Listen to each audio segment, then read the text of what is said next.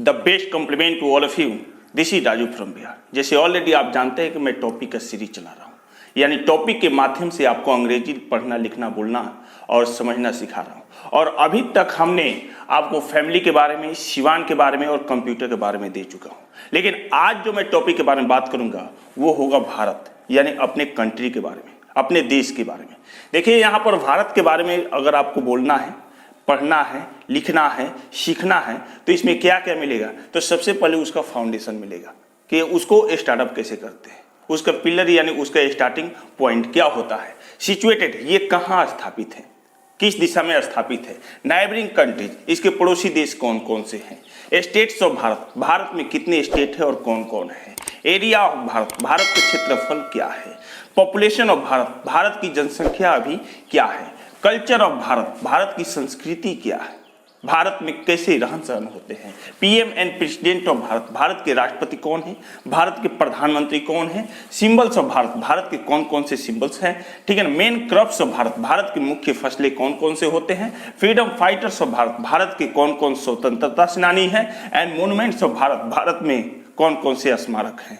तो हम आज बात जो करने वाले हैं वो इन्हीं सभी पॉइंट पर बात करेंगे, यानी इतने सारे पॉइंट्स इस भारत के टॉपिक में आपको मिलेगा। एक एक करके देखते हैं कि क्या क्या है। तब तक बने रहिए मेरे चैनल पर। और हाँ, अभी तक आप मेरे चैनल को सब्सक्राइब नहीं किए हैं तो प्लीज़ सब्सक्राइब करके बेल आइकन को जरूर प्रेस कर लीजिए, ताकि हर एक वीडियो का नोटिफिकेशन आपके मोबाइल पर आसानी से जाता रहे। और हाँ, आप किस टॉपिक पर वीडियो चाहते हैं नीचे मुझे कमेंट करके जरूर बता सकते हैं, मैं उस पर जरूर बनाने की कोशिश करूंगा। तो चलते हैं, देखते हैं कि फिर फाउंडेशन क्या होता है, सिचुएटेड क्या होता है, नाइबरिंग कंट्री क्या होता है। तो देखिए, यहाँ पर मैं लिखा हूं कि अबाउट भारत, भारत के बारे में ये सारे टॉपिक्स हैं, भारत के बारे में ये सारे पॉइंट्स है, एक एक करके देखते हैं। पहला है फाउंडेशन। देखिए, अगर आपको स्टार्टअप करना हो, स्टार्टिंग करना हो भारत के बारे में बोलना, तो आप बोल सकते हैं Bharat is one of the famous countries of the world.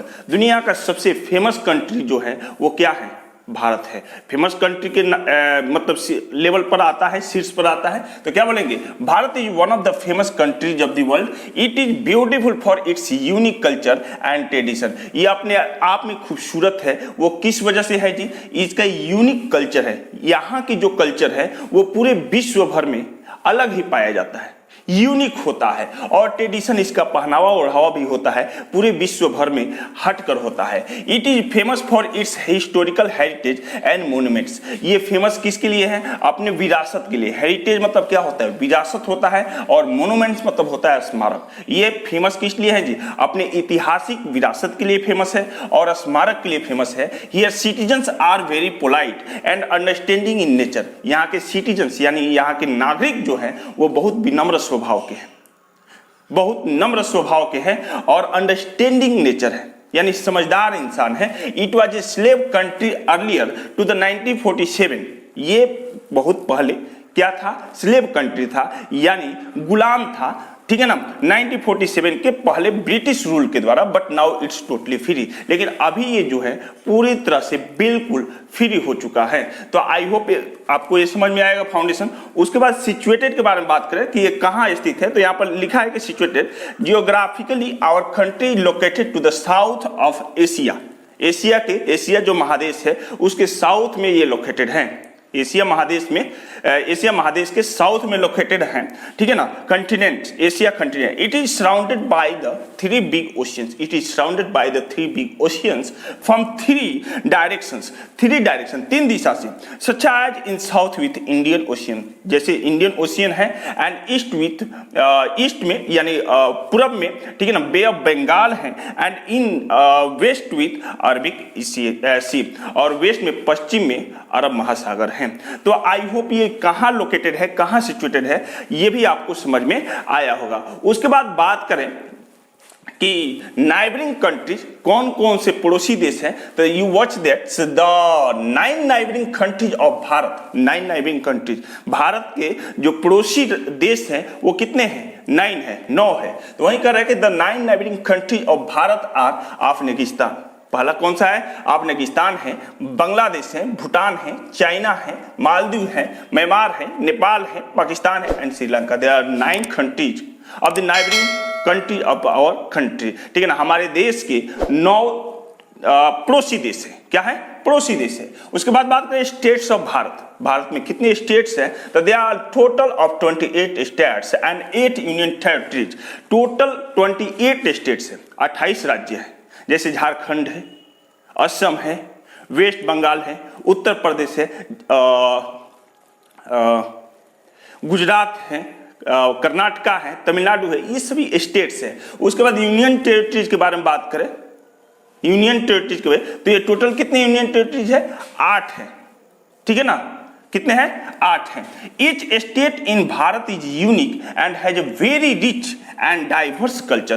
प्रत्येक स्टेट में एक बहुत अच्छा ही यूनिक ही उसका कल्चर है, उसका अपना लैंग्वेज है, रिसोर्सेज है, फ्लोरा एंड फौना है। ठीक है ना? यानी जीव वनस्पति है। ठीक है ना? डेमोक्रेसी एंड फेस्टिवल्स है, और वो अपना त्योहार खुद मनाता है। Each state contributes to the development and the growth of a country, economy of the country in the main numerous ways. ठीक है ना? ईच स्टेट, प्रत्येक राज्य डेवलप कर सहयोग करता है।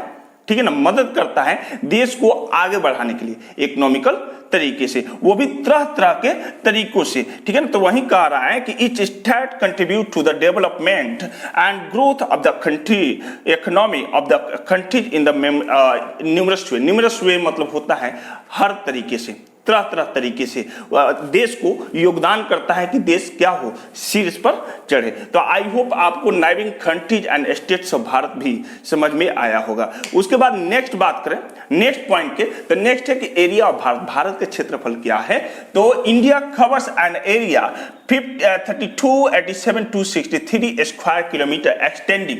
वो कितना स्क्वायर किलोमीटर करता है जी? 3287, यानी 32,87,263 square kilometre extending from the snow. Snow से घिरा हुआ है। किससे घिरा हुआ है जी? स्नो मतलब बर्फ से। ठीक है ना? कवर्ड हिमालय को कवर किया, heights to the tropical rain, और भारी वर्षों के बीच में, भारी वर्षा के बीच में फॉरेस्ट भी है ऑफ द साउथ में। ठीक है ना? As the 7th largest country in the world, और ये दुनिया का सबसे बड़ा कंट्री 7वां है, 7 नंबर पर है इन the world. India stands apart from the rest of Asia. India जो स्टैंड करता है वो किस से अपार्ट होकर रेस्ट करता है जी? एशिया से। Marked of the its by monuments, mountains, और ये कहां से घिरा हुआ है? माउंटेन से। इसका अधिकतर भाग माउंटेन्स है एंड फॉरेस्ट है एंड स्नोज है एंड द सी, और समुद्र भी है, which give the country a distinct graphical entity. जो कंट्री जो है वो ग्राफिकल एंटिटी देता है। Next if you talk about the population of Bharat की जनसंख्या के बारे में बात करें, the population of India stood at 1.44 billion in January 2024। अगर भारत की जनसंख्या के बारे में बात करें तो ये अभी फिलहाल 1.44 यानी 1.44 बिलियन अभी पॉपुलेशन हो गया है। वो भी कब? जनवरी 2024 में। डाटा सोच that Indians population increase by 13 million. Data के अनुसार डाटा बता रहा है कि जो पॉपुलेशन जो बढ़ा है 13 million plus 0.9% between early 2023 and the start of 2024। 2023 और 2024 की जनगणना के अनुसार। तो I hope you got the population of Bharat. आपको जानकारी पॉपुलेशन ऑफ भारत में होगा। अगर कोई पूछ रहा है कि what is the population of Bharat, you can tell that's 1.44 billion at present time the population of Bharat. Okay, if you talk next point is culture of Bharat की संस्कृति। भारत की संस्कृति क्या है? India is one of the most religiously and ethically diverse nations in the world.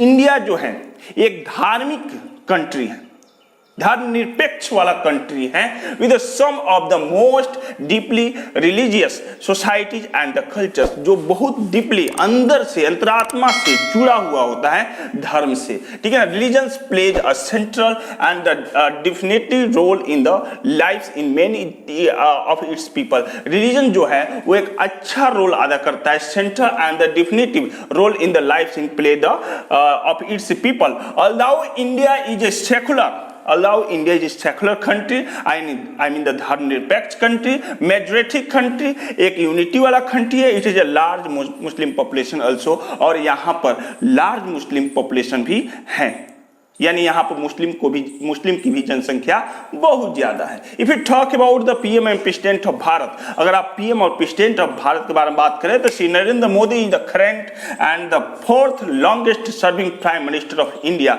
अभी ये नरेंद्र मोदी जो है वो करंट प्राइम मिनिस्टर है।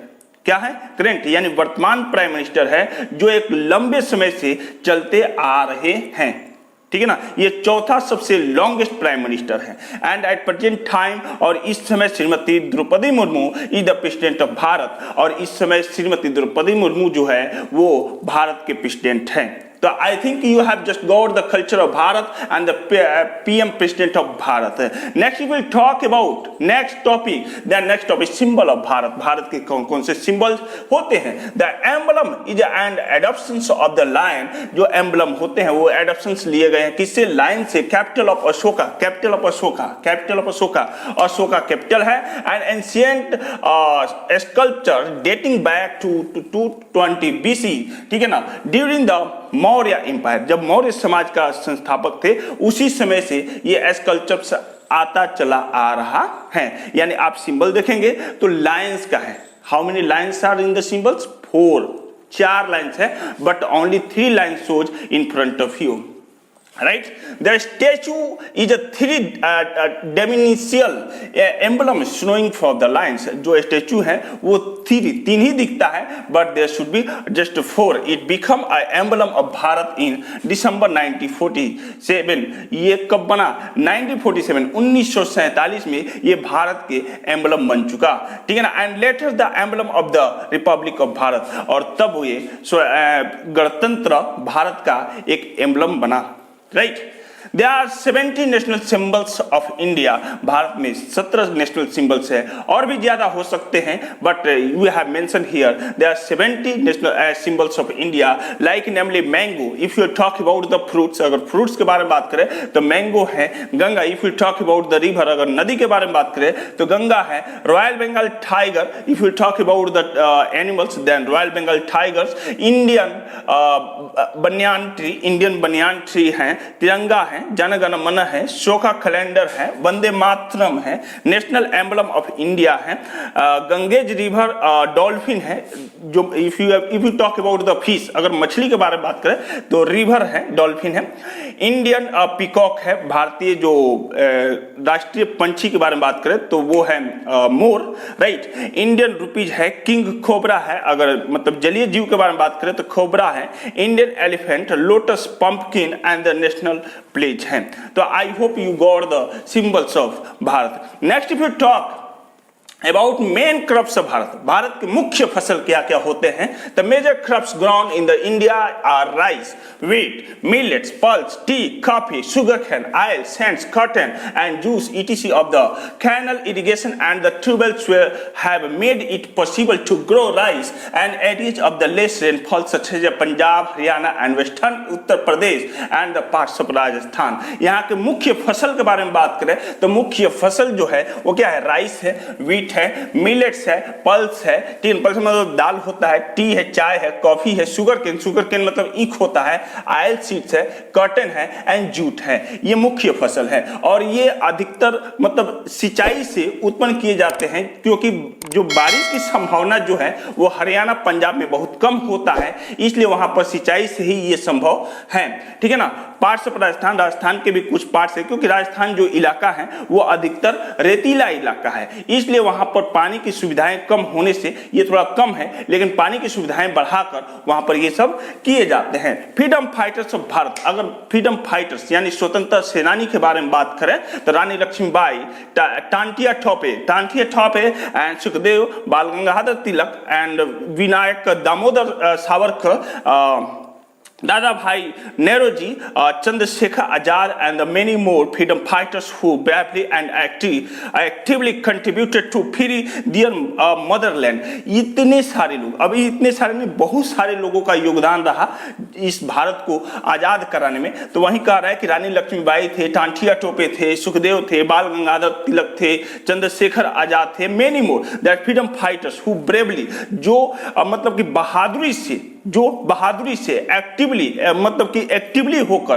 कंट्रीब्यूट अपना सहयोग दिया, योगदान दिया इस भारत को, इस मदरलैंड को फ्री कराने में, यानी आज़ाद कराने में। If you talk about the next point, what is the next point? Next point is the monuments of Bharat. Bharat के मॉन्यूमेंट्स यानी स्मारक, भारत के स्मारक, भारत के विरासत क्या क्या है जी? द स्टैचू, बिल्डिंग और other structures erected to the commemorate and notable person of event is known as monuments। देखिए स्टैचू या बिल्डिंग जो होता है या स्ट्रक्चर्स कोई होता है किसी के याद में, किसी कांड की याद में, किसी कांड की याद में अगर वो स्टैचू बनता है, वो मोन्यूमेंट्स यानी स्मारक वो बिल्डिंग बनता है, उसे मोन्यूमेंट्स बोलते हैं। There are hundreds of monuments in India. भारत में सैकड़ों से ज्यादा मोन्यूमेंट्स है। India which have the huge historical significance, जिसका एक बहुत बड़ा यादगार है, like Taj Mahal Uttar Pradesh. You have know very well about the Taj Mahal,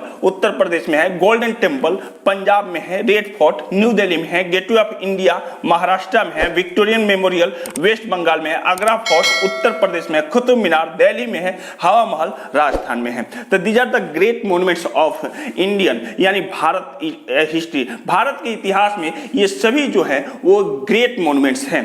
तो I hope you got about the Bharat, आपको भारत के बारे में जानकारी हुई। If you want to get next topic about what, you can downside comment and tell me about what do you want in the topic.